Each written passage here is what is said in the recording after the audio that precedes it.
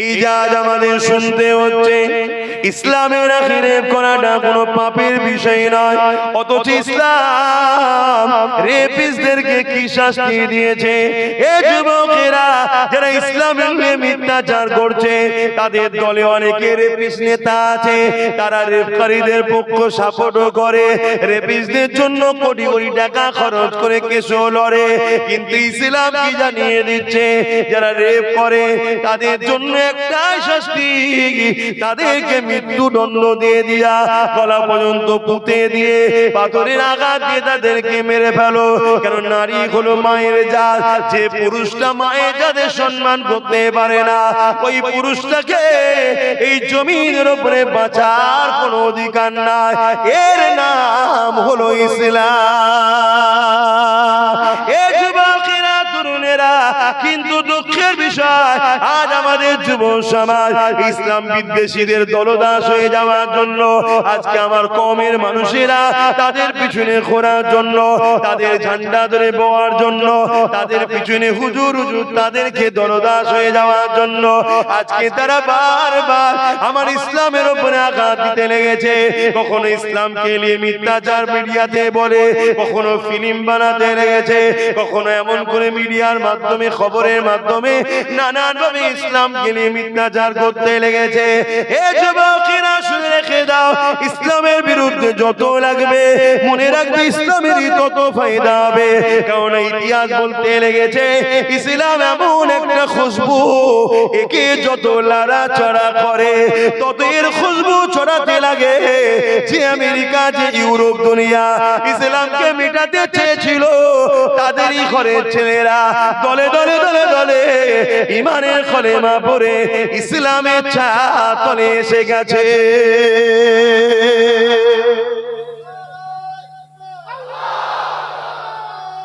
আল্লাহু আকবার।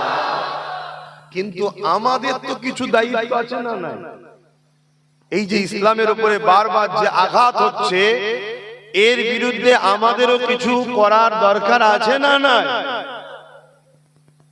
কিন্তু দুঃখের বিষয় এই জায়গায় আমরা ঘুমিয়ে আছি, আমাদের খেয়ালই নাই, আমাদের খেয়ালই নাই।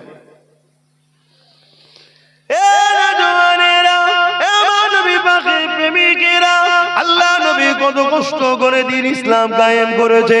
এই জমিনে নারীদের ঘরে তার বাপেরা জন্ত পুঁতে দিত। আল্লাহ নবী তাদের নারীদের বাপেদের কাছে গেছে, তাদেরকে বুঝিয়েছে, তোমরা তোমাদের কন্যা সন্তানগুলোকে জন্ত কেন পুঁতে দাও।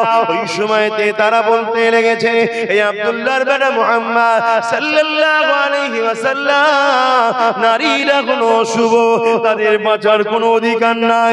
এই ছিল তাদের কালচার। এই নারীদেরকে যারা জেন্ত পুঁতে দিত, এরা কেউ এক আল্লাহকে মানত না, এরা কেউ ইসলামের পক্ষে ছিল না, এরা নিজের হাতে হাজারো নকল খোদা তৈরি করেছিল। এ যুবকেরা, তরুণীরা, বাপেরা, আমার রাসূলুল্লাহ তাদেরকে বোঝাতে লাগলো, না না না না, নারী কখনো অশুভ নয়। মহান স্রষ্টা যিনি পুত্র সন্তান দেয়, তিনি কন্যা সন্তান দেয়। কন্যা এজন্য বানিয়েছে, পুত্র এজন্য বানিয়েছে, নারী পুরুষের মাধ্যমে এই জমিনে মানুষ জাতির বিকাশ ঘটবে।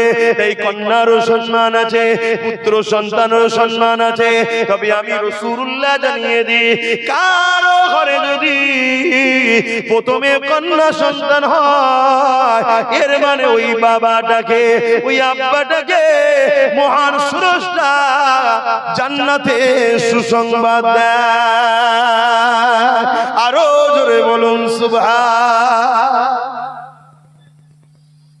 ইসলাম নারীকে যে সম্মান দিয়েছে, ইসলামের মোকাবেলায় কেউ আসো না দেখি নারীকে সম্মান দিয়েছো বলো। শুনছেন? তারপরও ইসলামকে বারবার আঘাত খেতে হচ্ছে না, হয়নি? ইসলামের উপরে মিথ্যাচার হচ্ছে না, হয়নি? এর জন্য দোষী কারা? কথা বলুন। আমরা দোষী, কেন আমরা ইসলামের উপরে খবর রাখি না, আমরা নিজেরা ইসলামের উপরে জিন্দেগি কাটাই না, আমরা ইসলামকে নিয়ে অতটা চর্চা করি না।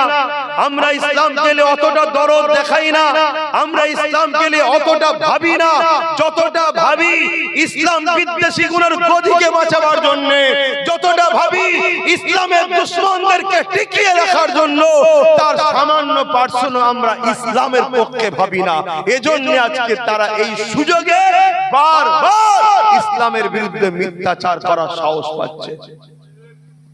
কিন্তু মনে রেখো, আল্লাহ আমাদের কাছে কিন্তু জবাব নেবে। বান্দা হাত দিলাম আমি, আমার মসজিদকে রক্ষা করলি না, আমার মাদ্রাসাকে রক্ষা করলি না, আমার দ্বীনের দুশমনদের বিরুদ্ধে লড়লি না, উপরন্ত বান্দা আমার দিয়ে হাত নিয়ে কোরআনের দুশমন, মসজিদ মাদ্রাসার দুশমন, তাদের হাতকে, তাদের গদিকে মজবুত করার জন্য তুই তোর ভাইকে কেস দিলি, তোর কওমের ঘর ভাঙলি, তোর ভাইয়ের মাথা ফাটালি। তুই এবারে জবাব দে আমার কাছে। এদিন কিন্তু আসছে, এদিন আসছে। তুমি মনে করনি যে বেশ ভালোই চলছে, তো না, আল্লাহ ছাড় দিয়েছে, ছেড়ে দেয়নি। ধরবে, ধরবে। মনে রাখবেন, কারো উপরে জুলুমের ইজাজত দেয়নি আল্লাহ। হিন্দু হতে পারে, আদিবাসী হতে পারে, সাঁওতাল হতে পারে, বাগদি হতে পারে, তাদেরকেও ভালোবাসতে হবে। এর নাম ইসলাম। জোরে বলুন সুবহানাল্লাহ। কিন্তু কেউ যদি আমার দ্বীনের উপরে আঘাত দেয়, আল্লাহ রাসূলের উপরে আঘাত দেয়, তখন কিন্তু তার সাথে আর সম্পর্ক নয়। কথা কিছু বুঝে আসে? হাতটাকে আমার বাপ মাও যদি আমার আল্লাহ ও রাসূল কোরআনের বিরুদ্ধে যায়, তখনও তার সাথে আর নয়। কথা মাথায় ঢুকছে? কেন? সবকিছুর লেভেল আছে, সবকিছুর উপরে হলো আল্লাহ ও রাসূল, ইসলাম ও কোরআন। মনে থাকবে তো নাকি? এই জায়গাটা হলো রেড জোন, এখানে কোনো রকম কম্প্রোমাইজ চলবে না। তুমি মানুষ, আমি মানুষ, আসো আমরা ভাই ভাই মিলেমিশে থাকবো। সবাই বাপ আদম মা হাওয়া থেকেই তৈরি, কোনো অসুবিধা নেই। তুমি আমার ইসলাম মানুনি, তুমি জবাব দেবে স্রষ্টার কাছে। কিন্তু মানুষ হিসাবে তোমার সাথে আমি বন্ধুত্ব করব, কারবার করব, ব্যবসা করব, উঠা বসা করব, সব ঠিক আছে। কিন্তু আমার দ্বীনের উপরে আঘাত দিলে আর সম্পর্ক রাখা তার সাথে। আচ্ছা বলুন তো, আমরা যদি কারোর উপর আঘাত দিই, সে রাখবে? তাহলে আমারটা তো অন্যায় কিছুই নয়। কি তোমার ভালোবাসায় যদি আঘাত দিলে, তুমি যদি আমার সঙ্গে না মেশো, তাহলে আমার ভালোবাসায় আঘাত দিলে আমি তোমার সঙ্গে মিশবো কেন? ঠিক না? হায় রে বাপেরা, মন দিয়ে শোনেন, আল্লাহ নবী অনেক কষ্ট করেছে ইসলামের জন্য। আল্লাহ নবী যখন মক্কার মানুষদিগকে বুঝাতে লেগেছে, এ মক্কার মানুষেরা, নারীগুলোকে জন্তু জন্তু পুঁতে দিও না, নারীগুলোকে বাজারে নিলামে তুলে দিও না, নারীগুলোকে বিক্রি করে দিও না। মক্কার জালিম অত্যাচারী আবু জেহেল, উতবা, সাইবা দেখতে লাগলো মুহাম্মদ যে কথা বলতে লেগেছে, এর থেকে আমরা যদি মুহাম্মদকে রুখতে না পারি, তাহলে আমাদের সাম্রাজ্য মিটে যাবে। কারণ নারীদের উপরে জুলুম করে যারা, তারা তো আমাদের লাঠিয়াল বাহিনী হয়ে কাজ করে। নারীদেরকে ভোগ করে যারা, তারা তো আমাদের দলের হয়ে কাজ করে, আমাদের হয়ে গুন্ডাগিরি করে, লড়াই করে, মারপিট করে। এই মুহাম্মদ রাসূল যেটা বলছে সত্যই বলছে, কিন্তু মুহাম্মদ রাসূলুল্লাহকে রুখতে হবে। এ যুবকেরা, আল্লাহ নবী আরো বলেছে, কারো ঘরে যদি পুত্র সন্তান হয়, একটা, দুটো, তিনটে, একাধিক, আল্লাহ নবী কিন্তু বলে না যে সে জান্নাতে আমার সঙ্গে থাকবে। কিন্তু আল্লাহ নবী জানিয়েছে, কারো ঘরে যদি একটা, দুটো, তিনটে পর পর কন্যা সন্তান হয়, এই তিন কন্যাকে পেয়ে বাপ যদি মনে বেজার না হয়, ওই তিন কন্যাকে নিয়ামত মনে করে তাকে লালন পালন করে বিবাহটা দিয়ে দেয়। আল্লাহ নবী জানিয়ে দিলেন, ওই তিন কন্যার বাবা আর আমি রাসূলুল্লাহ, আল্লাহ পাকের জান্নাতে দুটো আগুন তুলে নবী দেখিয়েছে, পাশাপাশি জান্নাতে থাকবো। আরো জোরে বলুন সুবহান আল্লাহু আকবার। দেখুন আমার নবী আমাদেরকে কিভাবে শিখিয়েছে। দেখুন, নারীর তারিফ হচ্ছে পুরুষরা তাকবীর দিচ্ছে। কি নারীর তারিফ হচ্ছে পুরুষরা তাকবীর দিচ্ছি। এই আদর্শ ইসলামের। কারণ নারী মায়ের জাত, মায়ের জাতের সম্মান করতে হবে।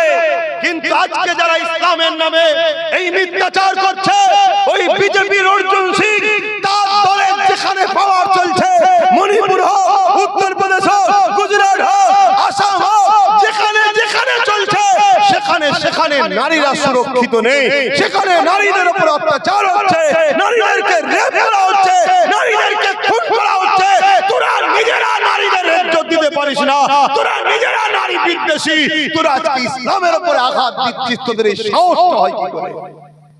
কিন্তু দুঃখের বিষয়, এরাই সাহস পাচ্ছে জাতির যুবকদের জন্য, এ জাতির যুবকদের জন্য। কেন ওরা প্রথমে আমাদেরকে গান দিয়ে, সিনেমা দিয়ে, মদ দিয়ে, নেশা দিয়ে, নারী দিয়ে, ইটা দিয়ে, খেলা দিয়ে, মেলা দিয়ে, লোন দিয়ে আমাদেরকে ঘুম পড়িয়ে রেখেছে। আল্লাহ রাসূল থেকে আমাদের ঘরে সরিয়ে দিয়েছে, দিয়ে এবারে ওরা লাঠি ঘোরাচ্ছে। শুনছেন? কেন জানে? আচ্ছা আচ্ছা ফেরাউনরা জানে উম্মতে মুহাম্মাদি যদি জেগে থাকে, আচ্ছা আচ্ছা ফেরাউনের রাতের ঘুম হারাম হয়ে যাবে। তাই এদেরকে প্রথম ঘুম পড়াও। ঘুমোবার ডোজ কি? নেশা দাও। ঘুমোবার ডোজ কি? মেলা দাও। ওই নিয়ে এরা ব্যস্ত থাক, ওতে ওরা দিবানা মস্ত হয়ে থাক। এদের খেয়ালই নাই প্যালেস্টাইনে মা বোনকে মিটানো হলো, বিভিন্ন দেশে, ইরাক থেকে, কাবুল থেকে শুরু করে দুনিয়ায় আমাদের বাপ বোন, বাপ বেটিদের ঘরে উজাড় করে দেওয়া হচ্ছে, আমাদের মসজিদগুলোকে ভেঙে চুরমার করে দেওয়া হচ্ছে, মাদ্রাসাগুলো ভেঙে চুরমার করে দেওয়া হচ্ছে। আমাদের খেয়ালই নয়, আমরা খেলা মেলা গান নাচ নিয়েই ব্যস্ত। কথা বুঝছেন না? বোঝেন? আজ এ থেকে যদি বেরিয়ে না আসো উম্মত, মনে রেখে দিও আমার আল্লাহ তোমাকে আমাকে মিটিয়ে দেবে। ইসলাম কিন্তু থাকবে, যাদের হাতে মিটাবে তাদের মধ্যে থেকেই আল্লাহ ইসলামের লোক বেছে নেবে। দেখলেন না বাবরি মসজিদে যে প্রথম আঘাত করেছিল, তার হাতেই আল্লাহ 100 মসজিদ তৈরি করে নিয়েছে। জোরে বলুন সুবহানাল্লাহ। আজকেরই তো সেই দিন, 1992 6 ডিসেম্বর একদল উগ্র হিন্দুত্ববাদী সন্ত্রাস ভারতবর্ষের 550 বছরের ঐতিহাসিক মসজিদ বাবরি মসজিদ, সেই মসজিদ বাবরের নামে তৈরি, কিন্তু মসজিদটা বাবরের নয়, বাবরের বাপেরও নয়। মসজিদ হলো রব্বুল আলামিন আল্লাহ, জনগণের টাকা, ইসলাম প্রেমীদের টাকায় এই ঘরও সেদিন তৈরি হয়েছিল। সেই ঘরকে জোর করে এই 6 ডিসেম্বর 1992 একদল উগ্র হিন্দুত্ববাদী সন্ত্রাসরা মসজিদকে শহীদ করে দিল। মসজিদ শহীদ হয়ে সেই দিন ভারতের মুসলমানকে মেসেজ দিয়েছিল, তোমরা আমার কাছে না আসার দরুন আজ আমাকে ছিলিবিলি খেলা হলো, তোমরা আমাকে পিয়ার না করার দরুন আজকে আমাকে নিয়ে এরা শহীদ করলো, তোমাদের জন্যই আজ আমাকে এরা টুকরো টুকরো করলো, আমার ইটগুলোকে খুললো, আমার ঢালাইগুলো ভাঙলো, আমাকে এরা জমিনে মিশিয়ে দিল। এ উম্মতে মুহাম্মাদি, আমি মসজিদ কিয়ামতের দিনে তোমাদের বিরুদ্ধে নালিশ জানাবো যে আমাকে শহীদ করা হয়েছিল। উম্মতে মুহাম্মাদি ঘুমিয়ে থাকার কারণে সেই দিন বাবরি শহীদ হয়ে আমাদেরকে জাগিয়েছিল। ওটা তোমরা যদি ঘুমাও, আমার মতো হাজারো বাবরি শহীদ হয়ে যাবে, কিন্তু এ জাতের এখনো ঘুম ভাঙেনি। গত 8 বছর ধরে আমি চিল্লাচ্ছি ওয়াকফ চলে যাচ্ছে, আপনারা সাক্ষী আছেন তো নাকি? চিল্লিছি হাঁকি না, হাত তুলে বলুন চিল্লিছি হাঁকি না।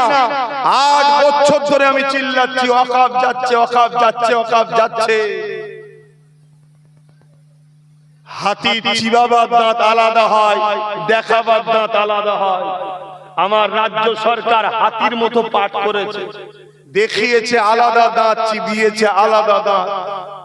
টাকার ইপিট আর উপিট, টয়লেট শুকিয়ে যাক আর কাঁচা থাক, শুকনো দিকটাও টয়লেট, কাঁচাটাও টয়লেট। অতএব দিদি মুদির মধ্যে পার্থক্য কিছু নেই, দুটো টয়লেট টাইপেরই। যেদিক দিয়েই দেখো একই জিনিস, টাকা রিপিট আর উপিট। এটা বোঝাবার জন্য বলছি রে বাবা, শুনছেন তো নাকি? যেদিক দিয়েই দেখো টাকা রিপিট আর উপিট, একই জিনিস। কিন্তু দুঃখের বিষয়, আজ 8 বছর ধরে চিৎকার দিচ্ছি, জাতি ওঠো, জাগো, বোঝো, যার হাতে পাওয়ার তুলে দিওনি, তোমার লিয়া পাওয়ার নিয়ে তোমার সিল, তোমার নুরা, তোমারই মসজিদ ভাঙলো, তোমার কবরস্থান ভাঙলো, তোমার খানকা ভাঙলো, তোমার কবরস্থানকা ভাঙলো, আল্লাহ তোমায় ছেড়ে দেবে না গো।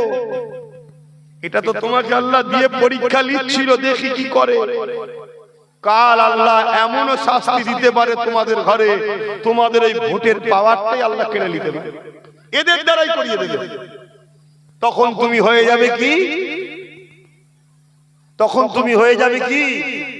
সমাজে যেমন কুকুর মারা গেলে মারলে কেস হয় না, তুমি মরলে মারলেও কেস হবে না, কেন কুকুরের ভোট নেই, তোমারও ভোট নেই। এই কথা কি খারাপ লেগে গেল? ক্যান্সার হয়েছে না, কেমো তো মারতেই হবে, তাতে চুল যাই যাক, জানটা তো বাঁচো। বোঝো আমার কম, এখনো আল্লাহর পক্ষ থেকে গজব আমাদের উপরে আসেনি। যদি গজব এসে যায় সেদিন আর তওবাও কবুল হবে না। এখনো সময় আছে, লা তাকনাতু মির রাহমাতিল্লাহ, আল্লাহর রহমতের উপরে ভরসা করো। যে পাওয়ারে তারা আমার মসজিদ মিটাচ্ছে, যে পাওয়ারে তারা আমার মাদ্রাসা খানকা মিটাচ্ছে, যেমন লোহা না হলে লোহা কাটা যায় না, ওই পাওয়ারে আমাদের অংশীদারি হতে হবে, ওই পাওয়ারে আমাদেরকে ভাগীদারি হতে হবে। আমি হুজুর নাই নামলাম না, ইনি মৌলানা সাহেব নাই নামলো না, উনি ইমাম সাহেব নাই নামলো না, কিন্তু আমার ভাইটা নেমেছে। ইনার ভাই যদি নামে নামো, ইমামের ভাই যদি নামে নামো, তোমরা নামো, নেবে পাওয়ার তৈরি করো। যে পাওয়ারে ওরা আমার মসজিদকে তালা মারছে, ওই পাওয়ার তৈরি করে আমরা তালা খুলবো। যে পাওয়ারে কবরস্থানে বুলডোজার চালাচ্ছে, ওই পাওয়ারে কবরস্থানের উপরে যে কারখানা করবে সব দখল করা হবে। এর জন্য আমাদেরকে পাওয়ার তৈরি করার দরকার আছে না নাই? জোরে বলা আছে না নাই? ভাবো আমার কম, কিন্তু তোমাকে তো ডাকছে ডান দিক থেকে, বাঁ দিক থেকে, সামনে থেকে, পিছন থেকে, নতুন করে হাজারো দরদি বেরোবে। আসো আমি তোমায় দেখবো, আসো আমি তোমায় দেখবো, আসো আমি তোমার করব। আবার নতুন করে কড়া থেকে উঠে চুলোই পড়ে যাবে না তো? কেন এ কম তো বড় লোভের মধ্যে পড়ে গেছে। এখন পিছন থেকে কেউ যদি 200-500 কোটি মেরে দেয়, দিয়ে বললো তুই একটা নতুন কিছু করে ফেল, দল টল করে নিয়ে হই হই হই হই শুরু করে দে, দিয়ে আমার থেকে তো সরে যাচ্ছে, তুই একটু কন্ট্রোল কর। আবার যদি নতুন করে কেউ কিছু শুরু করে দেয়, আবার নিয়ে তোমাকে হই হই হই হই শুরু করে দিল। না, ওদিকে যেও না, একটা শর্তে যাও, আমার ঘর আমি দেখবো, আমার ঘর আমি দেখবো, তোমার ঘর তুমি দেখো, দুজন মিলে একসাথে পাহারা দিই। কথা মাথায় ঢুকছে তো নাকি? আমার কথায় অসুবিধে পেয়েছেন? আচ্ছা বলুন তো ভাই, কেউ যদি মসজিদ মিটাতে চায়, কেউ যদি মাদ্রাসা মিটাতে চায়, কেউ যদি কবরস্থান মিটাতে চায়, এরা ইসলামের বন্ধু না দুশমন? জোরে বলেন। আর আপনি যদি একে ভোট দিয়ে শক্তিশালী করেন, আপনি ইসলামের বন্ধু না দুশমন? আমি সবার মুখে শুনতে চাইছি। তাহলে কেন্দ্র সরকার ওয়াকফ কালা কানুন করে মসজিদ মাদ্রাসা কবরস্থান মিটাতে চাইছে, হ্যাঁ কি না? আপনি যদি ভোট দিয়ে তাকে শক্তিশালী করেন, তাহলে আপনি ইসলামের বন্ধু না দুশমন? ইসলামের দুশমনের কি ঈমান থাকে? আমি বলেছিলাম না একটা কথা কেটে সব ছড়াচ্ছে, দেখেছেন তো? হ্যাঁ দেখেছেন তো? তাহলে আমি জানতে চাইছি, আজকে আমার রাজ্য সরকার মসজিদ মাদ্রাসা কবরস্থানের পক্ষে না বিরুদ্ধে? এটা আমি সবার কাছে জানতে চাইছি, আপনাদের মতামতটা কি? কারা কারা বলছেন মসজিদ মাদ্রাসার পক্ষে রাজ্য সরকার? একটু হাত তুলে দেখাবেন। পক্ষে, পক্ষে, মসজিদ মাদ্রাসার পক্ষে মমতা ব্যানার্জি রাজ্য সরকার কারা কারা বলছেন একটু হাত তুলে দেখান। মসজিদ মাদ্রাসার পক্ষে রাজ্য সরকার?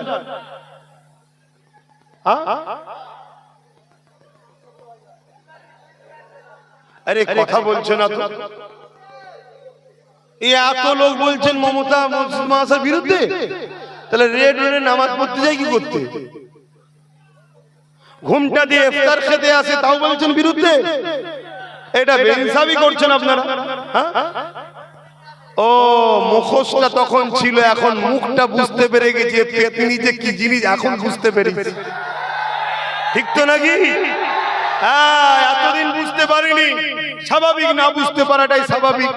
আমাদের মতো হুজুররাও ভুল করে ফেলেছি। আমরা কি, আমরা ভেবেছিলাম 10,000 মাদ্রাসা হবে, আমরা ভেবেছিলাম ডবল ডবল চাকরি হবে, আমরা ভেবেছিলাম ফুরফুরায় ঝিকঝিক ঝিকঝিক করে রেলে করে যাব, এটা ভেবেছিলাম। কিন্তু যখন মুখোশটা উঠে গেছে, ওরে বাবা, এ তো আর এক জাহান্নামের কুকুর। ভুল বললাম নাকি? কারো কষ্ট হচ্ছে নাকি? যদি কষ্ট হয় একটু করে শুনে তুমিও যাবে জাহান্নামে, অসুবিধা কি আছে? কিন্তু শুনে রেখে দাও, তাহলে কেন্দ্র সরকারও ইসলাম বিরোধী কাজ করছে, রাজ্য সরকারও তার আইনের সাথ দিয়েছে না দেয়নি? তাহলে এই জায়গায় যদি কোন নবী বংশের আওলাদ মসজিদ মাদ্রাসা বাঁচাবার জন্য লড়াই করতে গিয়ে জেল খাটে, ওয়াকফকে বাঁচাবার জন্য সুপ্রিম কোর্টে কেস করে, একজন ইমানদার হিসেবে জানতে চাইছি তার সাথ দিবা এ জাতির দরকার আছে না নাই? হাত তুলে বলো, দরকার আছে না নাই? লম্বা করে হাত তুলে রাখো, হাত তুলে রাখো। এবারে একটু ডায়ে বায়ে দেখো কেউ হাত তুলতে বাকি আছে। দেখো দেখো, কেন গাদ্দার চিনা দরকার, গাদ্দার চিনা দরকার। হাত নামাও। নবীর মাহফিলে বসে দিনের স্বার্থে হাত তুলিয়েছি, মসজিদ মাদ্রাসার স্বার্থে, ঠিক তো নাকি? গাদ্দারি যেন না হয়। যেদিন আমাদের সংখ্যা কম ছিল সেদিন আমরা জিতেছিলাম, আজ সংখ্যা বেশি আমরা মার খাচ্ছি। কারণ কি? বদরে মাত্র 313 জন ছিল, ওই দিন বিজয় আমরা পেয়েছিলাম। ওহুদে ময়দানে 700 জন ছিল, লড়াইয়ের শেষ কিন্তু বিজয় আমরা পেয়েছিলাম। খন্দকের যুদ্ধে আমাদের সংখ্যা কম ছিল, বিজয় আমরা পেয়েছিলাম। এ যুবকেরা মুতার যুদ্ধেতে মাত্র 3000 আমাদের ছিল, 2 লক্ষ ছিল রোমেদের, কিন্তু বিজয় আমরা পেয়েছিলাম।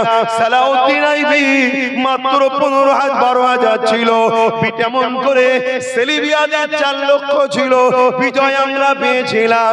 আমার হিন্দুস্তানের বাদশা গরিবে নওয়াজ খাজা মঈনুদ্দিন আজমিরি সংখ্যা 3 একা ছিল, বিজয় কিন্তু আমার মঈনুদ্দিনই পেয়েছিল। আরো জোরে বলুন সুবহান। আর আজকে আমাদের সংখ্যা কত? আমরা যার পাতে তার কপাল খোলে, ঠিক তো নাকি? আমরা যার যার থেকে নাবি তার কপাল ফেটে যায়। বিগত দিন কেউ বলেছিল মাদ্রাসায় সন্ত্রাস তৈরি হয়, নেবে গেছি কপাল ফেটে গেছে, ধুতি খুলে চলে গেছে। ভুল বলছি নাকি? হ্যাঁ, ওটা আমাদের ডিউটি ছিল না, বা নেবে গেছি। তাহলে আমরা যখন কার পাতে উঠি তার কপাল খোলে, যার পাত থেকে নাবি তার কপাল ফেটে যায়। তাহলে আল্লাহ আমাদেরকে নিয়ামত আল্লাহ করেছে না করেন? কিন্তু এই নিয়ামত থেকে যদি আমরা নিজেরা দালাল হয়ে যাই, আল্লাহ আমাদের থেকে নিয়ামত কেড়ে নেবে না, নেবে না? তাহলে যেদিন সংখ্যা কম বিজয় আমাদের, আর সংখ্যা বেশি গোলামির হাল আমাদের। কারণ কি? কারণ আমাদের মধ্যে গাদ্দার ঢুকে গেছে, গাদ্দার।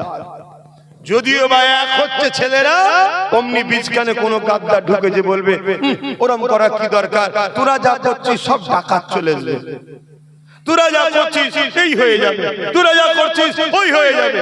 নানা রকম ভাবে আমাদেরকে পিছন থেকে টানছে।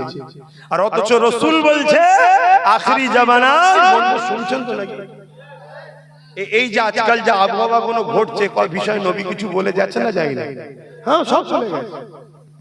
আপনি তো মনে করছেন, আবার বলছে, আপনি তো মনে করেন হুজুর আসবে নামাজ রোজার কথা বলবে, লাস্টে বোতল দেবো, ফুঁকে চলে যাবে।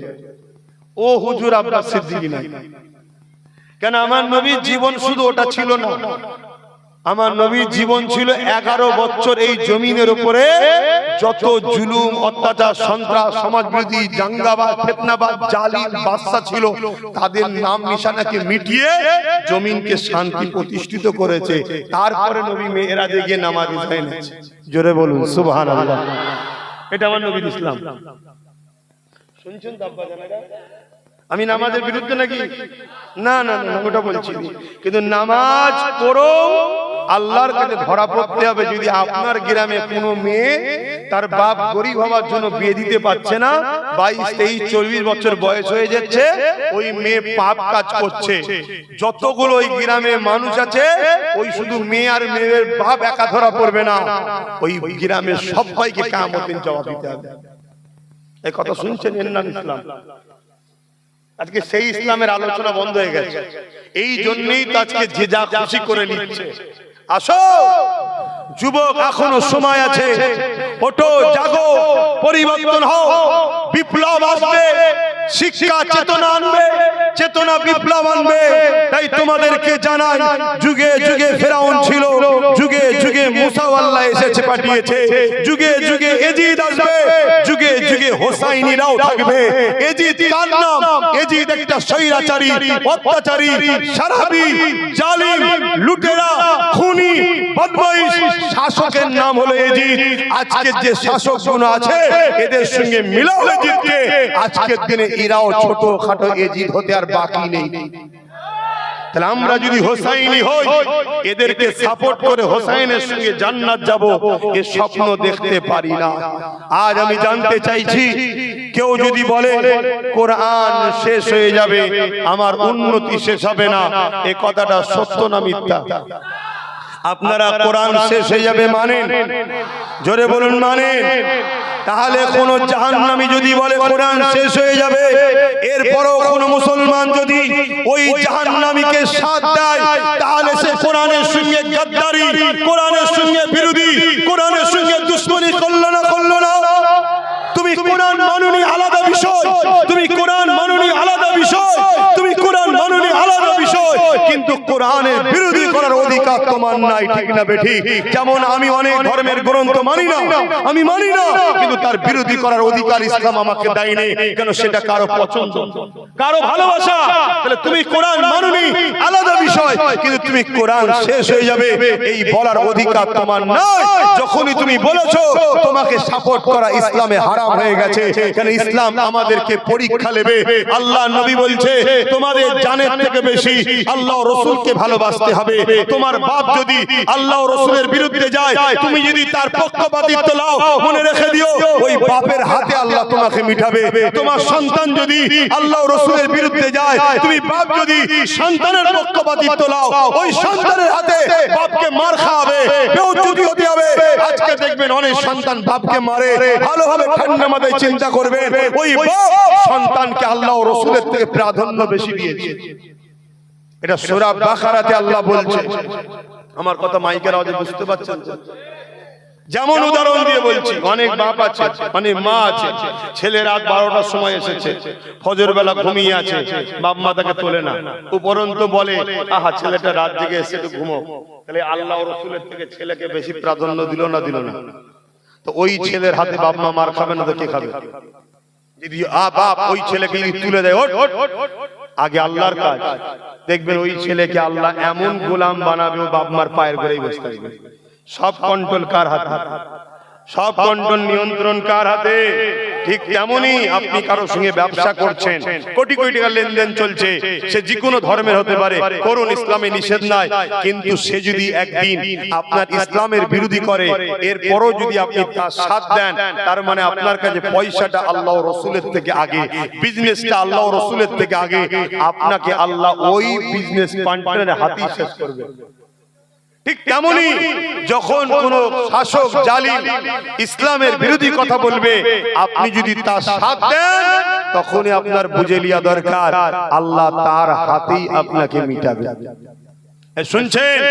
হে দাদা হুজুরের ভক্ত মুরিদরা, আমার নবীর উম্মত উম্মতিরা, সেদিন আপনাদের ভেবে লিয়া দরকার ছিল, সেই দিন ভেবে লিয়া দরকার ছিল, যেদিন ব্রিটিশরা যে সাহস পায়নি, স্বাধীনতার পর থেকে কোন সরকার যে সাহস পায়নি, দাদা হুজুরের বাড়িতে রাত্রিরে পুলিশ পাঠিয়েছিল যে শয়তানটা, সেই দিন ভেবে লিয়া দরকার ছিল যে এ শয়তান আমাদের নয়।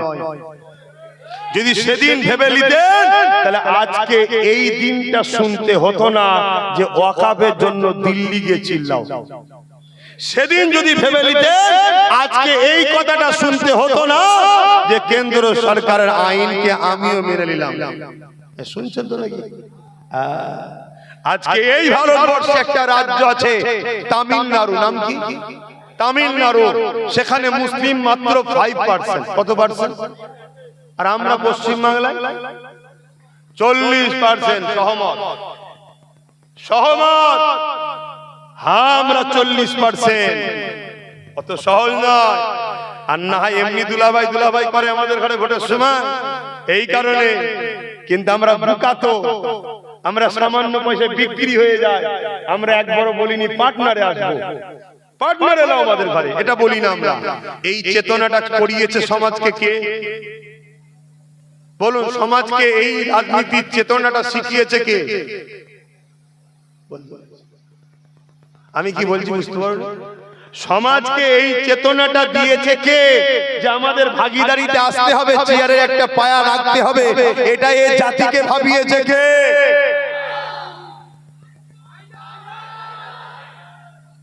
আজকে তো অনেক বেরোবে, দেখছে তো ভালো লাইন এসে গেছে, এখন সব ঝুপঝাপ করে লাভ মারতে যাচ্ছে। কেন? এ জাতিকে আবার একবার বোকা বানাবে, টুকরো টুকরো করবে। কেন? এ জাতি এখন একটা নবী বংশের আওলাদের দিকে ছুটছে। এই ভুল বলছি? কি 24, কি দক্ষিণ, কি উত্তর, কি মালদা, কি মুর্শিদাবাদ, কি নদিয়া, কি দিনাজপুর, কি শিলিগুড়ি, কি মিদনাপুর, কি হাওড়া জেলা, কি হুগলি জেলা, কি বর্ধমান, সব জায়গাতে একটা ব্যক্তিকে এখন সবাই ফলো করছে। এতে জালিমরা ঘাবড়াচ্ছে যে এইভাবে হলে তো আগামী দিন ও ক্ষমতায় চলে আসবে। অতএব ওর কাছ থেকে টুকরো করো।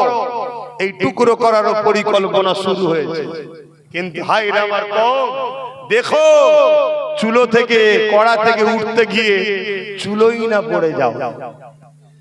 ব্যাস এতটুকু কথা বলে গেলাম। অসুবিধা হচ্ছে না তো? আপনারা আমার আব্বা জান সমতুল্য হন, মুরব্বীরা, যুবকরা আমার ভাই হন। ছেলে হিসাবে বাপ মাকে, ভাই হিসাবে ভাই বোনকে বুঝাবার অধিকার আছে না? না। তাহলে আজ বলো, আমার কথার উত্তর দাও। তাহলে কেউ মসজিদ মাদ্রাসা কোরআনের বিরোধী হবে, তার বিরুদ্ধে লড়াইয়ে কেউ জেল খাটবে, কেউ কেস করবে, তার সাথ দিতে যদি কোনো মুসলমানের আপত্তি হয়, তাহলে সেই জায়গায় সেই মুসলমান নিয়ে একটা প্রশ্ন চিহ্ন থেকে যায় না? যায় না? এরকম গাদ্দার যদি আমাদের মধ্যে থাকে তাহলে আমাদের ক্ষতি আছে না? না। আমাদের প্ল্যান পরিকল্পনা সব জানবে আর সামান্য পয়সায় গিয়ে বিক্রি করবে। আমাদের প্রথম কাজ হবে নিজের মধ্যে গাদ্দার গুলোকে বেছে বেছে শেষ করে দেওয়া। শুনছেন তো নাকি? হ্যাঁ, ওপেন বলে যাচ্ছি, নিজের মধ্যে গাদ্দার গুলোকে বেছে বেছে শেষ করে দিবা, তবে তোমরা কামিয়াবি পাবে, তার আগে পর্যন্ত পাবে না। গাদ্দার এত ভয়ানক জিনিস, গাদ্দার এত ভয়ানক জিনিস। আমার নবী 1000 লোক নিয়ে লড়াই করতে যাচ্ছে উহুদের ময়দানে। ওর মধ্যে একজন গাদ্দার ছিল, যার নাম হলো রাইসুল মুনাফিক আব্দুল্লাহ ইবনে উবাই। বিচ রাস্তায় 300 জনকে নিয়ে সরে গেল। তাহলে হয়ে গেল কতজন? 700। অচ্চ নবী প্ল্যান পরিকল্পনা নকশা করলে এখানে 50 জন থাকবে, এখানে 100 জন থাকবে, এখানে 200 জন থাকবে, পুরো ঘিরে ফেলেছে।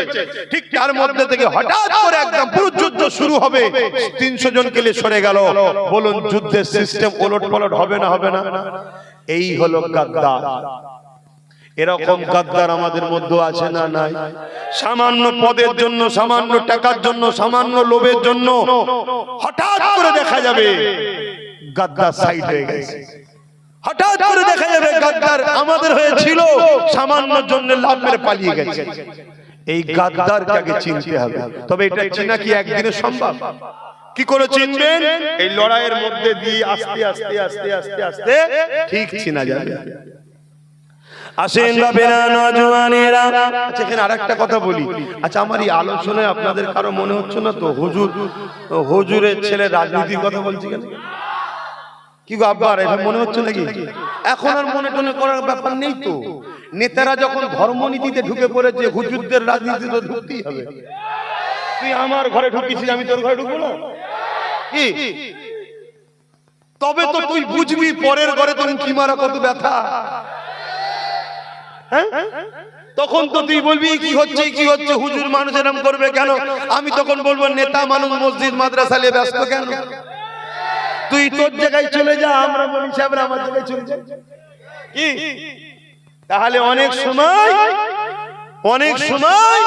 কারো বিপদের কারণ না হলে সে তোমায় গুরুত্বও দেয় না। কারো বিপদের কারণ যদি না হও সে তোমার গুরুত্ব দেবে না। অনেক সময় রাত 12টার সময় 1টার সময় ওই একটা ছোট্ট মশা ওই কিন্তু আচ্ছা আচ্ছা লোককে সাইজ করে দেয়। এই তোমরা সরে যাও না, হয়ে গেছে তোমার লাগানো, বসো না, শুনছেন তো নাকি? ওই রাত 12টা 1টার সময় ওই যে কানের গোড়ায় ছোট্ট একটা জিনিস কি বলেন, সারা রাতটা হারাম করবে কি, কিন্তু জিনিসটা ছোট, ঠিক না? তা তোমাকে আমাকে ছোট মনে করছো তো কি হয়েছে? ঠিক টাইমে ঠিক জায়গায় করতে পারলে না সব সাইজ হয়ে যায়। বাপেরা, নওজওয়ানেরা, ভুল আমাকে বুঝবেন না, আমি আপনাদেরকে বাঁচাবার চেষ্টা করছি। একদিকে আল্লাহ আমাকে আপনাকে দায়িত্ব দিয়েছে, হাত দিয়েছে বান্দারে গরিবদের সেবা কর, হাত দিয়েছে বান্দারে অন্যায়কে মিটিয়ে দে। আল্লাহ নবী কোরআন, আল্লাহ পাক কোরআনে জানিয়ে দিলে কুনতুম খায়রা উম্মাতি উখরিজাত লিন-নাসি তা'মুরুনা বিল মারুফ ওয়া তানহাউনা আনিল মুনকার। আল্লাহ পাক কোরআনে জানিয়ে দিল, এ উম্মতে মুহাম্মাদি, আমি আল্লাহ তোমাদেরকে শ্রেষ্ঠ উম্মত করেছি। কেন আমরা শ্রেষ্ঠ উম্মত? আল্লাহ আমাদেরকে দুটো কাজ দিয়েছে। একটা কাজ হলো অন্যায় করো না, অন্যায়কে মিটিয়ে দাও। দ্বিতীয় কাজ হলো নাই করো, নাইকে প্রতিষ্ঠিত করো। নামাজ যেমন আমাদের কাজ, অন্যায়কে মিটানো, এমন করে নেশাকে মিটানো আমাদের কাজ। রোজা যেমন আমাদের কাজ, খোদাদেরকে খানা দিবার ব্যবস্থা আমাদের কাজ। এই যুবকেরা হজ করা যেমন আমাদের কাজ। নারীদের উপরে জুলুম হচ্ছে, এই জুলুমকে বন্ধ করা আমাদের কাজ। মনে রাখবেন, আমার বাংলার একটা কন্যা তিলোত্তমা এমন করে নাম ছিল, সে এতদিন হয়ে গেল আজও ইনসাফ পেল না। কি করে মিলবে? যে মাথায় বসে আছে সেও রেপের পক্ষে, যে রাজ্যে রয়েছে সেও রেপের পক্ষে। এ ওর দোষ দেয়, এ ওর দোষ দেয়। রাতের শেষে দুজনে এক জায়গায় হয়ে বলে, দুজনে মিলেমিশে থাকলে তুইও থাকবি আমিও থাকবি। এখানে গরিবদের পেটিরা লুটে চলে যাচ্ছে। এই জায়গাতে ইসলাম আমাকে জানিয়েছে রোজা যেমন রাখতে হবে, হজ যেমন করতে হবে, দাড়ি টুপি যেমন রাখতে হবে, ঠিক তেমনি নারীদের উপরে জুলুম হলে বন্ধ করতে হবে। এ নওজওয়ানেরা, তরুণেরা, এটা আমাদেরকে ইসলাম শিখিয়েছে। আল্লাহ নবী, নূর নবী, দয়ার নবী ও সাহাবাদের উপরে এত জুলুম কেন করেছিল? এই জন্য জুলুম করেছিল। আল্লাহ নবী গরিবের পক্ষে ছিল, ইনসাফের পক্ষে ছিল, মানবতার পক্ষে ছিল, ইতিমের পক্ষে ছিল, বিধবার পক্ষে ছিল, নারীর পক্ষে ছিল, সভ্যতার পক্ষে ছিল, অধিকারের পক্ষে ছিল। আর আবু জেহেল ছিল জুলুমের পক্ষে, আবু জেহেল ছিল মানবতার বিরুদ্ধে, আবু জেহেল ছিল নারী দেহ শোষণকারী, আবু জেহেল ছিল সন্ত্রাসের পক্ষে। এই জন্য আবু জেহেল দেখলো মুহাম্মদ রাসূলকে যদি রুখানো যায় তাহলে আমাদের সাম্রাজ্য মিটে যাবে। এই যুবকেরা, তরুণেরা, তাই তারা আমার রাসূলকে অনেক জুলুম করেছে, তারা আমার নবী সাহাবাদের উপরে অনেক জুলুম করেছে। এই যুবক এত জুলুম করেছে, গরম মরুভূমির উপরে নবী সাহাবাদেরকে শুইয়ে দিয়েছে, বুকের উপরে ভারী পাথর চাপিয়ে দিয়েছে, চাপিয়ে দিয়ে বলতে লেগেছে, এ মুহাম্মাদের গোলামেরা, মুহাম্মদকে ছেড়ে দাও, নাই তোমাদেরকে জানে মেরে দেওয়া হবে। এই কঠিন মুহূর্ততে সাহাবা হুজুররা মরণকে হাসতে হাসতে মেনে নিয়েছে। আল্লাহ নবীকে ছেড়ে দেয় রে।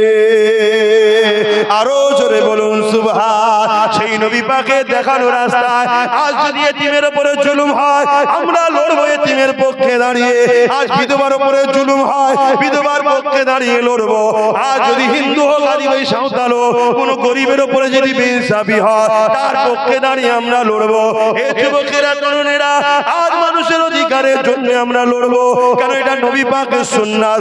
নবী বললেন, মান আহাব্বা সুন্নতি, যে আমার সুন্নাতকে ভালোবাসলো, ফাকাদ আহাব্বানি, সে আমাকে ভালোবাসলো, যে আমাকে ভালোবাসলো, কানা মাই ফিল জান্নাত, সে আমার সাথে আল্লাহ পাকের জান্নাতি হয়ে যাবে। আরো জোরে বলুন সুবহান।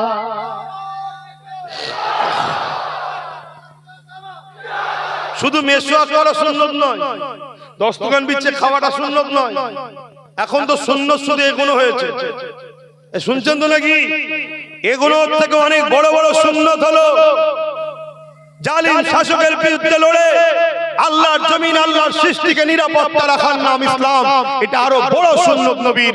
তাহলে আজকে বলো, আমার নবীর সুন্নতকে বাঁচাবার জন্য গরিবের পক্ষে দাঁড়িয়ে, বিধবার পক্ষে দাঁড়িয়ে, এতিমের পক্ষে দাঁড়িয়ে, অসহায়ের পক্ষে দাঁড়িয়ে আমরা জালিমদের বিরুদ্ধে লড়তে কারা রাজি আছি? আল্লাহকে সাক্ষী রেখে হাত তোলো।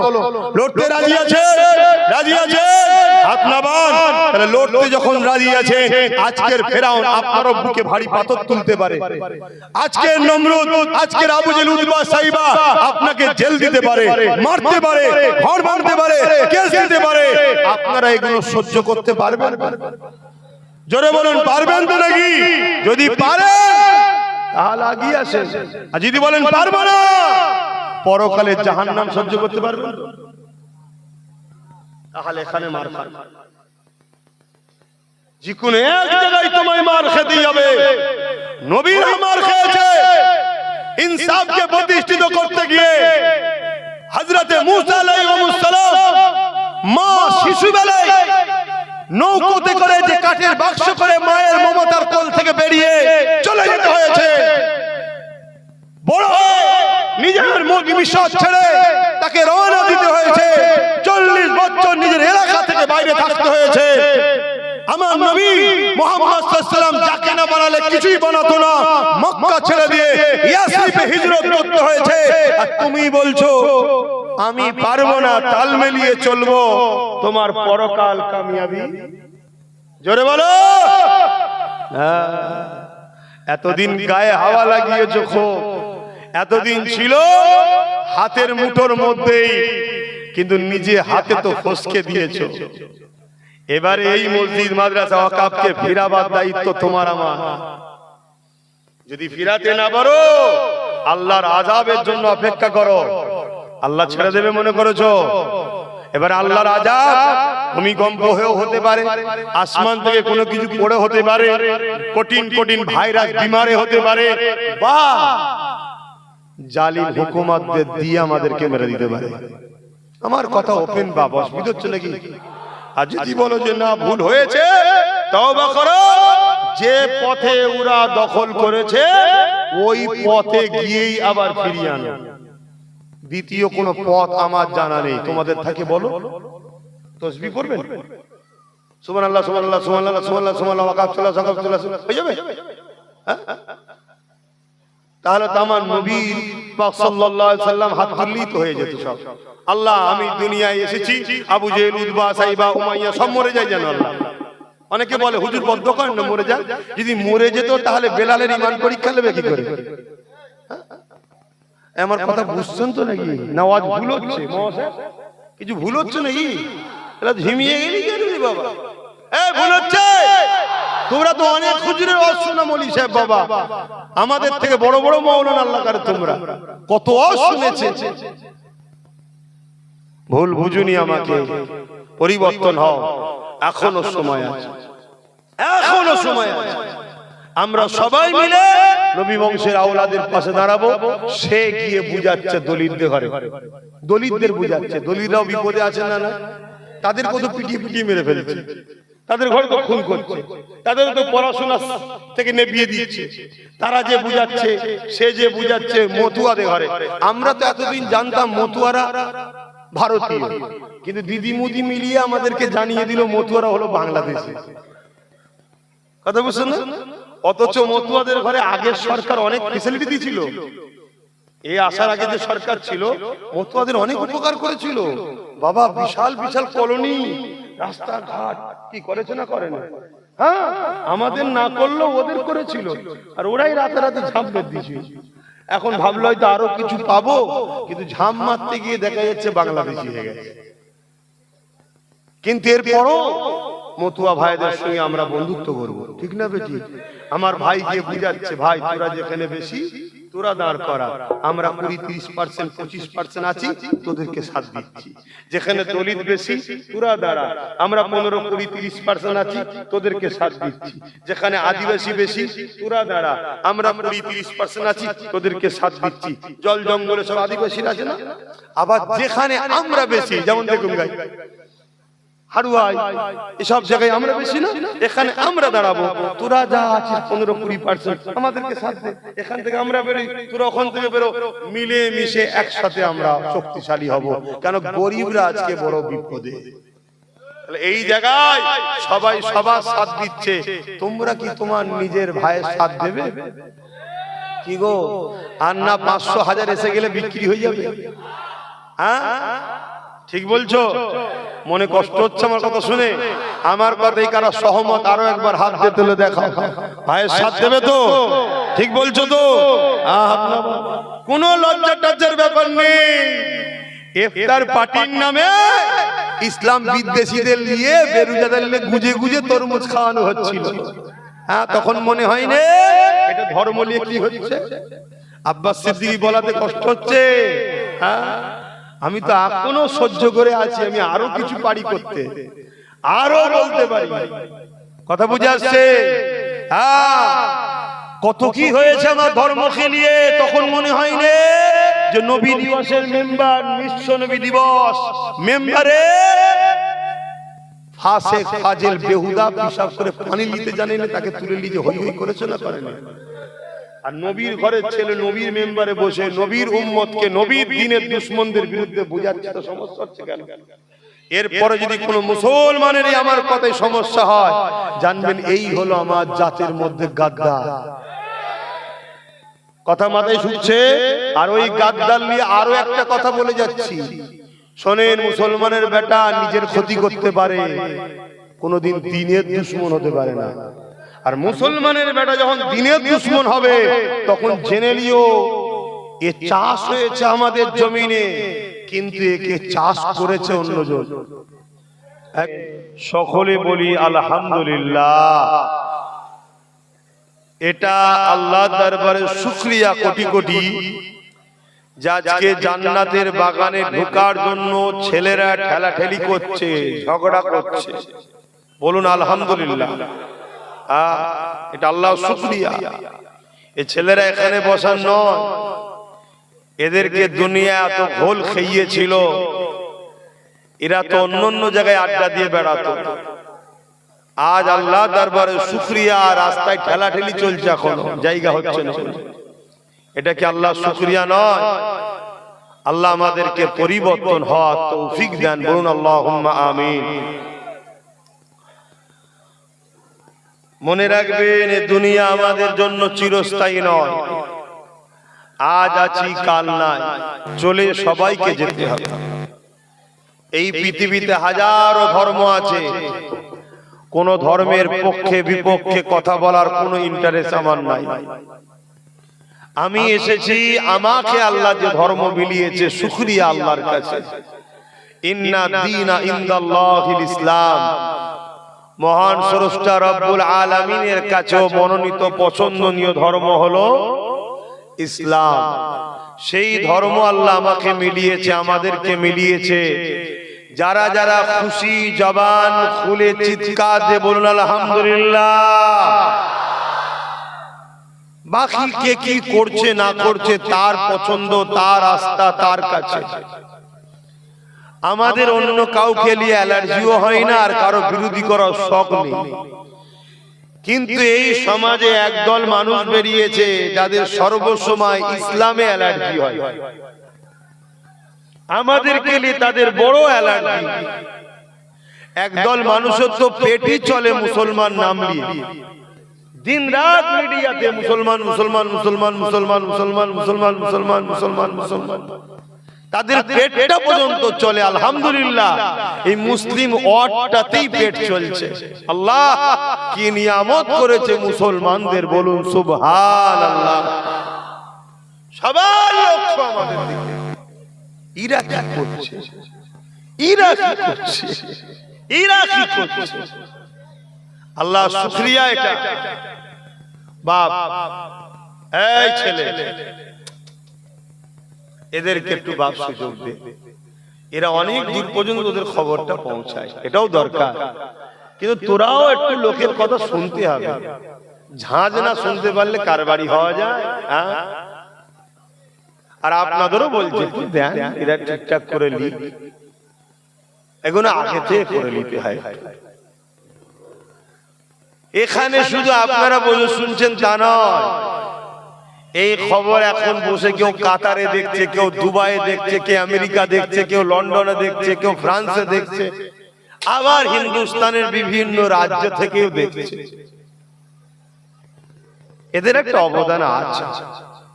আর এখন দরকার জরুরি খবরগুলো মানুষের কাছে একটু পৌঁছাতে হবে। আমি হালাল হারামে যাচ্ছি না, যায় না যায় যে ফতোয়া দিচ্ছি, পরিস্থিতি এখন শিকার হয়ে গেছি আমরা। তো ভাইরা আমার, আজ ইসলামকে টার্গেট করা হয়েছে। এটা নতুন নয়, এটা যুগে যুগে চলে আসছে। তবে মনে রাখবে, ইসলামকে যারা মিটাতে চেয়েছে আমার আল্লাহ তাদেরকে মিটিয়ে দিয়েছে। জোরে বলুন সুবহানাল্লাহ। কিন্তু প্রশ্ন রয়ে যাচ্ছে, মুসলমান আমাদের কি হবে? ইসলামের অনুসারী আমরা যারা, কেন আমাদের কাছে যে পাওয়ারে আমরা জিতি, ওই পাওয়ারটা এখন বড় দুর্বল। আমার মুরব্বী বাপ বলছিলেন ব্যাটারির চার্জ কমে গেছে। অ্যাকচুয়ালি পাওয়ারটার নাম হলো ঈমান। আমাদের ঈমান বড় দুর্বল। আমরা সামান্য আল্লাহর পরীক্ষাতেই দিশেহারা হয়ে যাচ্ছি। আল্লাহ তো আমাদের পরীক্ষা নেবে, কি নেবে না? নেবে না? নেবে। সমস্ত নবী আলাইহিস সালামদেরকে আল্লাহ পরীক্ষা নিয়েছে, আল্লাহ আমাদেরও পরীক্ষা নেবে। আল্লাহ পাক আমার নবীর সাহাবা হুজুরদেরকে কম পরীক্ষা নিয়েছে, আমাদেরও নেবে। যুগে যুগে আল্লাহ ওয়ালা আলেমে হাক্কানীদের, খোদা প্রেমিকদের আল্লাহ পরীক্ষা নিয়েছে। মনে রাখবেন, আল্লাহ যাকে যত বেশি ভালোবাসে আল্লাহ তাকে তত কঠিন পরীক্ষা নেয়, তাকে তত কঠিন পরীক্ষা আল্লাহ নেয়। ইতিহাস এটাই গাওয়া দিচ্ছে। আর আমাদের গাফলতিরও কিছু দোষ আছে। আমাদের গাফলতির জন্য, কর্মের জন্য অনেক সময় আমাদের ফলগুলো খারাপ হয়। তবে ইতিহাস বলছে এ দিন আমরা বড় সহজে পেয়েছি, তাই আমাদের এই দিনের উপরে গুরুত্ব বড় কম। বড় সহজ আমরা ইসলাম পেয়েছি। জন্ম নিয়ে চারিদিকে মসজিদ দেখছি, জন্ম নিয়ে চারিদিকে আলেম উলামা, মাদ্রাসা, জলসার মাহফিল, দাড়ি টুপি, আমরা জন্ম নিয়েই দেখছি। এজন্য আমাদের এই ধর্মের উপরে গুরুত্ব বড় কম। কিন্তু মনে রাখবেন, এই মসজিদ, এই মাদ্রাসা, এই দাড়ি, এই টুপি, এই কোরআন, এই ইসলাম এত সহজে আসেনি, কম জুলুম হয়নি। ইতিহাসের পাতা গাওয়া দিচ্ছে, লাখো লাখো মা সন্তান হারা হয়েছে, বাপ সন্তান হারা হয়েছে, লাখো লাখো বাচ্চারা এতিম হয়েছে, লাখো লাখো মায়েরা বিধবা হয়েছে, টন টন মন লক্ষ রক্তেতে জমিন লাল হয়েছে, নদীর পানিগুলো রক্তে মুসলমানের লাল হয়েছে। বাগদাদের জমিনে বড় বড় সব রাজপ্রাসাদ তৈরি করেছে মুসলমানদের মাথার খুলিকে কেটে। তারপরে কিন্তু ইসলাম আপনারা পেয়েছেন। এই ভারতবর্ষে দিল্লি থেকে নিয়ে লাহোর পর্যন্ত প্রতিটা গাছে দু সাইডে রাস্তা আলেম উলামাদের ঘরে গলায় ফাঁসিতে ঝুলিয়ে দিয়েছে। এত কুরবানির পর কিন্তু আপনারা ইসলাম পেয়েছেন। আজকে সেই ইসলামকে গুরুত্বহীন করে ফেলছি আমরা সব বিষয়ে খোঁজ রাখি, সব বিষয়ে সজাগ। আমার যদি একটু আল বেশি কেটে লাই, তার মাথায় কোপ মারতে দেরি করিনি। আমার এক বিঘা জায়গা মায়ের পেটের ভাই যদি নিয়ে নেয়, তার রাত্রিরে গলা টিপে মেরে দিতে আমরা পিছপা নয়, আমরা সব বিষয়ে সজাগ, শুধু আমার দিনের উপরে আমাদের খেয়াল নাই। আর এই খেয়াল না থাকার দরুন দুই শ্রেণীর মানুষ আমাদের ইসলামকে বড় আঘাত দিচ্ছে, এক প্রকাশ্য আর এক ভেতরের গাদ্দার। যেমন প্রকাশ্য আমার দেশে বিজেপি সরকার আমার ইসলামের বিরোধী করছে না করেনি? আওয়াজ দিয়ে কথা বলবে। তাদের তো অধিকার নাই, তারা দেশের ক্ষমতায় বসে আছে বলে সংবিধান যে ইজাজত দেয়নি সে কাজ তো তারা করতে পারে না, কিন্তু তারা ইসলামের চরম বিরোধী করছে। মসজিদ গুলোকে সব ভেঙে দিচ্ছে, মাদ্রাসা গুলো ভেঙে দিচ্ছে, কবরস্থান গুলো বোলডোজার দিয়ে দখল করে নিয়ে তার উপরে বড় বড় শপিং মল, মদের আড্ডা, আমোদ ফুর্তি, দেহ বিক্রি করা সেন্টার তৈরি করছে। আপনারা খবর রাখেন, তা খবর রাখার আমার কওমের খোঁজ নাই। বড় দুঃখ তো এই জায়গায়, এখনো তো খেয়াল রাখতে হবে আমাদের গাফলতির জন্যই কিন্তু এরা মাথায় উঠছে, এরা গাফলতির জন্যই মাথায় উঠছে। আজ কেন্দ্র সরকার একটার পর একটা, কখনো হিজাবের বিরুদ্ধে, কখনো ইসলামের তালাকের ব্যাপারে, কখনো ইউনিফর্ম সিভিল কোড, এরকম নানা রকম আইন তৈরি করে ইসলামকে মিটাবার জন্য উঠে পড়ে লেগেছে। আমি জানি এদের ঘাড়ের মাজাল না ইসলামকে মিটাতে পারে। ইতিপূর্বে অনেকে চেয়েছিল, আল্লাহ তাদেরকে মিটিয়ে দিয়েছে, কিন্তু আল্লাহ আমাদেরকেও ছাড়বে না, আল্লাহ আমাদেরকেও ছাড়বে না। আল্লাহর দ্বীনের যে দুশমন তাদের মোকাবেলা করার আমাদের দরকার আছে না নাই? হাত তুলে বলুন আছে না নাই? কিন্তু আমাদের তো খেয়ালই নাই, আমরা মোকাবেলা করব কিভাবে সেটাই তো জানি না। সেদিন ফেরাউন ইসলামের বিরোধী করেছিল, সেদিন নমরুদ ইসলামের বিরোধী করেছিল, সেদিন উতবা, সাইবা, আবু জেহেল, সেদিন এজিদ, সেদিন হিটলার, সেদিন চিঙ্গিস খান, সেদিন এমন করে বুশ ইসলামের বিরোধী করেছিল। আল্লাহ সব মিটিয়ে দিয়েছে না দেয়নি? আল্লাহ দেবে মিটিয়ে। কিন্তু আমরাও যদি ইসলামের পক্ষে না দাঁড়াই, আল্লাহ আমাদেরও মিটাবে না? মিটাবে না। আল্লাহ পরীক্ষা নিচ্ছে আমরা কি করি। আমরা যে বলি আল্লাহ আপনাকে ভালোবাসি, কোরআনকে ভালোবাসি, ইসলামকে ভালোবাসি, আমরা কি করি সেটাও আল্লাহ দেখছে, কিন্তু আমরা সহজে পেয়েছি, গুরুত্ব নাই। অথচ আল্লাহ নবী ইসলামের জন্য কতটা কষ্ট করেছে নবী আমার। এমনও দিন গেছে আল্লাহ নবী এই ইসলামের জন্য, এ যুবকেরা, তরুণীরা, বাপেরা, আল্লাহ নবী রাস্তা দিয়ে কাঁটা বিছানো হয়েছে। নবী পাক যখন সিজদায় পড়ে যেত, নবী পাকের পিঠের উপরে পচা দুম্বার ভুঁড়িকে পর্যন্ত চাপিয়ে দেওয়া হতো। আল্লাহ নবী সিজদা নিতে, তিনি সিজদায় পড়ে সুবহান রাব্বিল আলা তাসবিহকে বাড়িয়ে যেতে, নিঃশ্বাস নিতে নবী পাকের কষ্ট হতো। এত জুলুম অত্যাচার আমার নবী পাকের উপরে হয়েছে। কি জন্যে? আমার নবী মানুষকে ইসলামের বাণী শুনিয়েছে।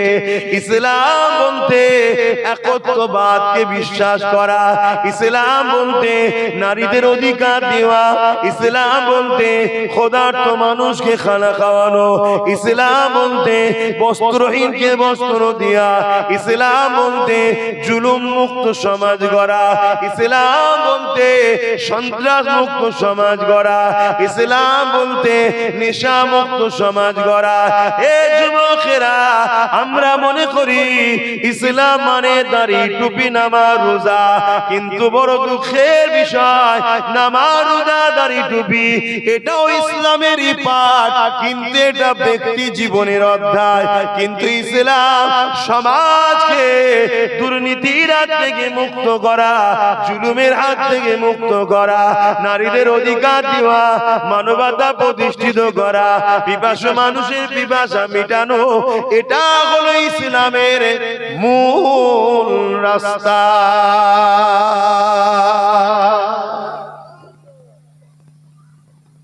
পৃথিবীতে যুগে যুগে একদল লোক আছে যারা ক্ষমতার জোরে মানুষের প্রভু হওয়ার স্বপ্ন দেখে।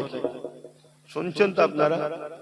ক্ষমতার জোরে মানুষের প্রভু হব, মানুষকে কৃতদাস দাসী বানাবো, মানুষকে গরিব বানাবো, ভিক্ষা দেবো, খাবে, আমার দাসত্ব করবে, মানুষের ঘরের বেটি আমার ভোগের পাত্রী হবে। এই রকম মেন্টালিটি যুগে যুগে একদল ক্ষমতাশালী লোকেরা মাথা তুলেছে। আর এই ক্ষমতাশালী লোকেদের যুগে যুগে ইসলাম নামক রশ্মির কাছে তাদের অন্যায়টা মিটে গেছে। জোরে বলুন সুবহানাল্লাহ।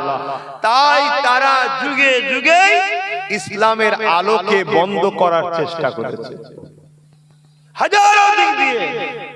তারা মনে করে মুসলমানকে মেরে দিলে ইসলাম শেষ, কিন্তু তারা জানে না আমেরিকার জর্জ ডব্লিউ বুশ বলেছিল ইসলামকে মিটিয়ে দেব, মুসলমান আমেরিকায় রাখবো না, ভিসা দেব না।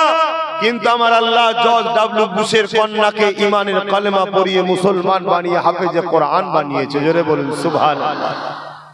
আজ সেই আমেরিকাই বলছে, ইউরোপ দুনিয়া বলছে আগামী 40-45 মধ্যে সংখ্যা গুরু হবে ইসলাম। জোরে বলুন সুবহানাল্লাহ।